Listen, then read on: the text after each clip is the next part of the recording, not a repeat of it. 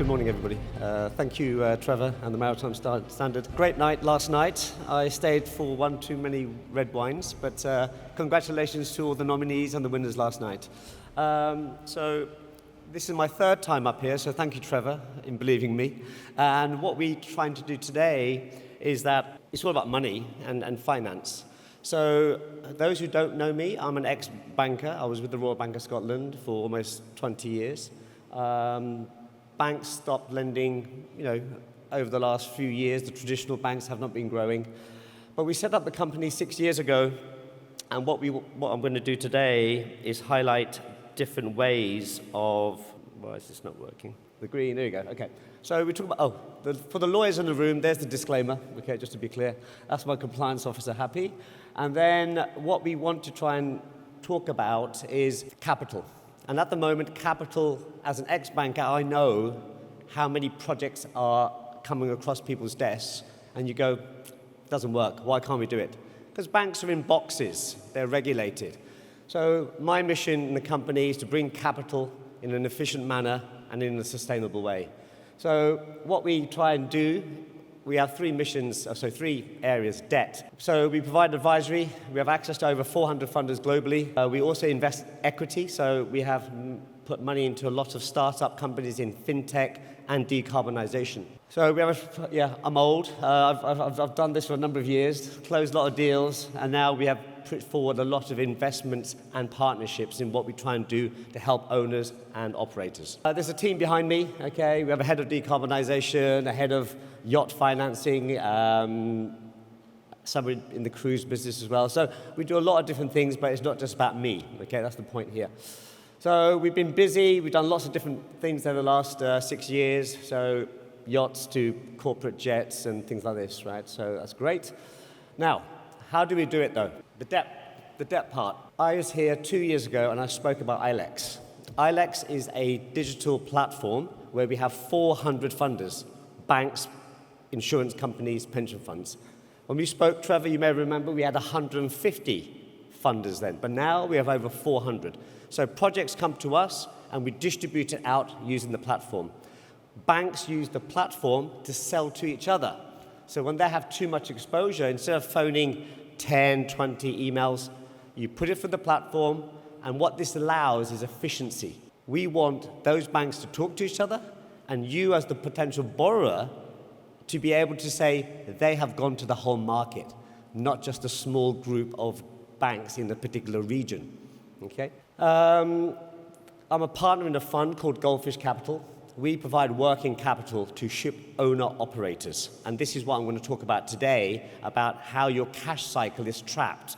When you are chartering a ship in, you have to pay the hire, you have to pay the bunkers. But we will fund against the receivable, the freight. We'll come to that.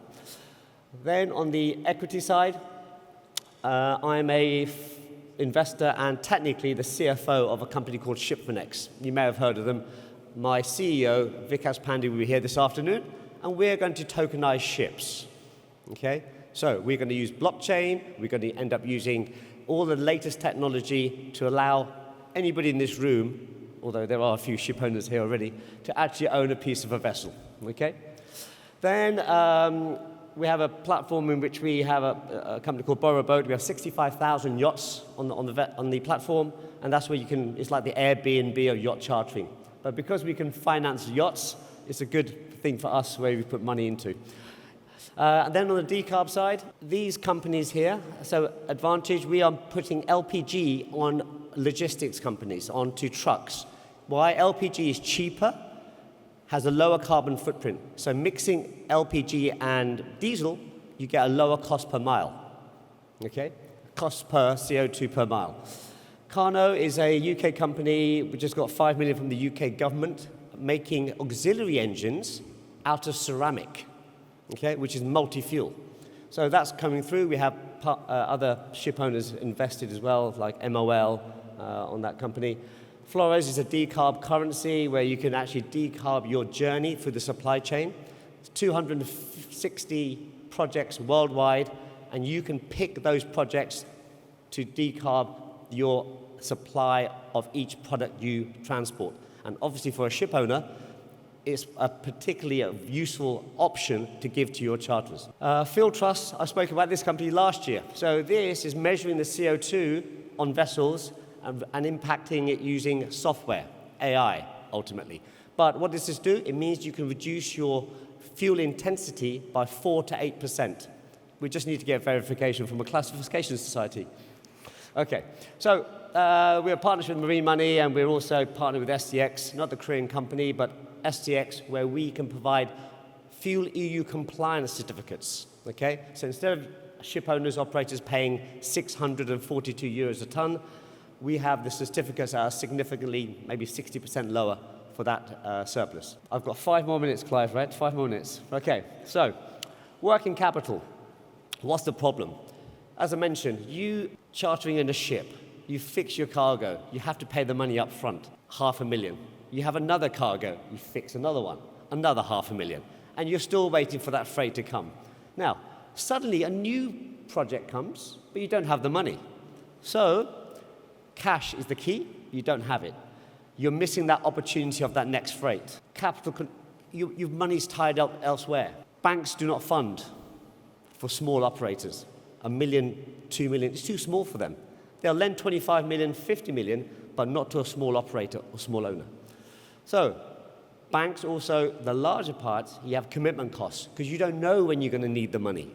Okay, you don't know when it's going to happen. So therefore, what we've come up with is a fund which will allow you to draw money when you want at no commitment costs, subject to reviewing the freight and the vessel.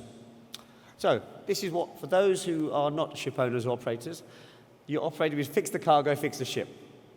You then pay all that money up front, okay? All that goes up front. Then you receive, on the dry bulk, as you know, you get paid on delivery, but for tankers, it's only when you discharge. And that is a long cycle, right? 30, 45, 60 days sometimes. So what the structure and under the fund, or anybody funding the working capital, is say, you clear the freight, you clear the vessel, avoiding sanctions, making sure it's clean, looking at then the voyage and say, okay, what trade is that doing? Are we happy with it? We say, yeah, happy. Within 24 hours, money is given to the operator, owner-operator. Funds are paid to a bank account with the fund.